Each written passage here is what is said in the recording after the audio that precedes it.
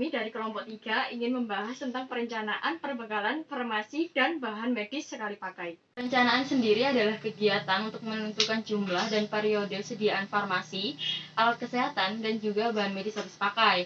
Nah, tujuan dilakukannya perencanaan ini adalah untuk menghindari kekosongan obat yang terjadi dengan metode yang dapat dipertanggungjawabkan, dan juga mencegah kekurangan dan kelebihan obat dalam instalasi farmasi.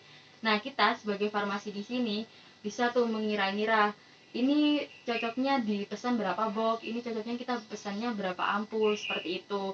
Nah, untuk mencegah kekosongan obat bisa dilihat secara langsung yaitu stok fisiknya. Contohnya seperti Prolix 150, stok fisiknya sedang habis.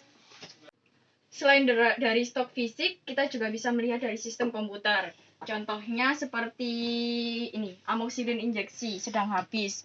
Kita langsung menulis di buku defekta untuk tanggalnya, tanggal sekarang, dan untuk nama obatnya bisa ditulis amoxicillin injeksi. Untuk jumlahnya bisa ditentukan dari obat tersebut dari varian slow moving atau fast moving.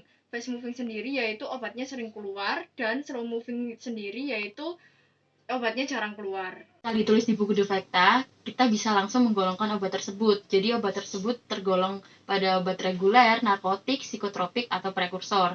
Setelah kita golongkan obat-obat tersebut, kita baru bisa untuk membuat surat pesanan. Jadi kalau seumpama obat itu termasuk golongan narkotika, kita bisa tulis di surat pesanan narkotik. Kalau obat itu golongan reguler, bisa ditulis di SP reguler. Setelah ditulis semua SP-nya, surat pesanannya, baru kita serahkan ke PBF yang bersangkutan. Nah, setelah kita menulis di buku defekta, lalu menentukan jumlah barang yang akan kita pesan, juga menggolongkan obat tersebut, kita bisa langsung masuk ke surat pesanan obat. Surat pesanan sendiri adalah surat yang berisi permintaan pengadaan farmasi atau obat yang dilengkapi dengan nama, jenis, dan kekuatan, dan juga jumlah yang ditujukan kepada pemasok. Nah, ini adalah beberapa contoh surat pesanan ya. Surat pesanan sendiri ada beberapa macam. Ada surat pesanan reguler, surat pesanan prekursor, surat pesanan psikotropika, dan juga surat pesanan narkotika. Di sini adalah slide pertama ya, adalah contoh surat pesanan reguler. Surat pesanan reguler sendiri isinya ada di bagian kanan atas ini ya.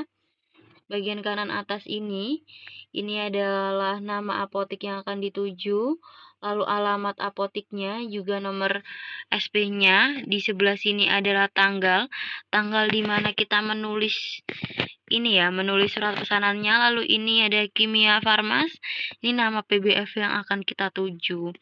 Jadi di mana ini kita mau beli obat tersebut, itu yang kita tulis. Lalu ini ada tabel, ada nomor, ada nama barang, ada satuan, dan juga ada jumlah. Di sini adalah nama-nama obat yang akan kita pesan. Jadi obat apa aja sih yang ada di PBF tersebut? Nah, kita tulis tuh di sini. Di nama barang ya, lalu ini ada satuannya apa? Kaleng, box, atau tube. Lalu di sini jumlah yang kita inginkan. Nah, di kanan bawah ini ada pemesan. Pemesan ini adalah nama apoteker yang bertanggung jawab, dan ada juga nomor SIPA dan STRA-nya, lalu ada tanda tangannya, dan juga ada stempel dari instalasi farmasi tersebut. Lalu yang selanjutnya ada surat pesanan obat yang mengandung prekursor. Prekursor sendiri ada banyak ya macamnya. Ada golongan pseudoephedrine, ada golongan ephedrine sendiri, juga ada golongan dari tramadol. Nah, di bawah ini yang bertanda tangan di bawah ini Edi Maulana sebagai apotekernya, lalu ini alamat dari apotekernya. Apa ini sendiri adalah apoteker penanggung jawabnya. Lalu mengajukan permohonan kepada siapa? PBF mana yang mau kita tuju? Ini PBF Binasan Prima. Lalu alamatnya di mana ya? Lalu di sini ada tabel obat ya, sama seperti tadi. Bedanya di sini ada nama obat, zat aktif prekursor, bentuk sediaan, satuan, jumlah, dan keterangan. Nama obatnya apa? Tremenza. Kandungannya apa? Pseudoephedrine HCl. Lalu bentuk sediaannya apa? Tablet. Berapa miligram dalam satu tablet? 60 miligram. Tablet 60 miligram, satuannya apa? Box, jumlahnya 3. Lalu untuk keperluan apa? Nama instalasi farmasinya, alamatnya. Sama seperti tadi di pojok kanan bawah, tanggal kita menulis SP-nya, lalu apoteker penanggung jawabnya siapa, SIPA-nya berapa, STRA-nya berapa, tanda tangan dan juga stempel dari instalasi farmasi. Kalau prekursor sendiri ini, kalau semama dia 1 PBF, itu kita bisa isi beberapa obat ya. Jadi semama contohnya ini ada 2 ya. Ada 2, kita pesan 2. Di PBF Binasan Prima kita pesan 2. Satunya Tremenza, satunya Aldisa SR seumpama. Kita bisa jadikan satu dalam satu SP selama dia berada di PBF yang sama. Lalu ini ada surat pesanan psikotropik. Sama seperti prekursor tadi ya. Psikotropika ini banyak macamnya. Ada golongan diazepam, chlordiazepoksid, ada golongan alprazolam, ada golongan clobazam, estazolam. Banyak ya macamnya. Nah, ini ada yang bertanda tangan di bawah ini. Nama apotekernya. Ini jabatannya apa sebagai apoteker penanggung jawab dan juga alamatnya. Nama distributornya, ini kita mau pesan di mana, PBF mana yang kita tuju, alamatnya. Nah, jenis barang yang mau kita beli nih, yang kita mau pesan. 6 box analsik diazepam, ditulis kandungannya apa ya. Lalu ini ada chlordiazepoksid, Braxidin. Pokoknya kita tulis 6 box Braxidin, kandungannya apa, berapa miligram, dan dia dalam bentuk apa? Tablet. Seperti itu. Lalu ini nama instalasi farmasinya, alamatnya, tanggal di mana kita menulis SP-nya, lalu ini nama apotekernya, nomor SIPA-nya, STRA-nya, tanda tangan, stempel. Sama seperti prekursor tadi, kalau dalam satu SP, dalam satu PBF ya, dalam satu PBF itu mungkin dia ada 3 ya, 3 kita pesan, ada analsik, kita pesan Braxidin, kita juga pesan Besanmak. Kita bisa jadikan satu SP ya. Kalau bisa jadikan satu SP, pokoknya dia ini satu PBF yang sama ya, seperti itu.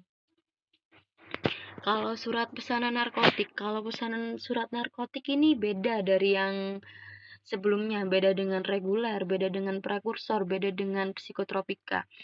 Nah, kalau surat pesanan narkotika ini dia rangkap 3 atau bisa juga rangkap 4 ya. Ini ada lembar ke 1, 2, 3, 4. Tapi biasanya rata-rata itu rangkapnya 3. Yang 2 ini diserahkan ke PBF yang bersangkutan, lalu yang ketiga ini buat arsip apotik. Nah, ini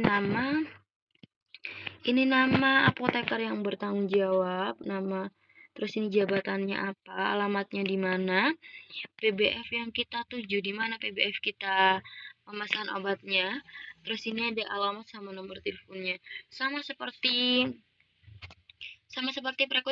psikotropika tadi ya, sama seperti psikotropika, cara menulisnya seperti ini, 12 box Kodipron cum expectorant, kandungannya ini ada berapa? Kandungannya apa? Kodein berapa miligram? 30 miligram. Lalu bentuknya ini apa? Kapsul, seperti itu. Lembaganya ini instalasi farmasi yang tempat kita bekerja. Ini ada tanggal, ada nama apoteker tempat kita bekerja, nomor SIPA-nya STRA, tanda tangan, dan juga stempel.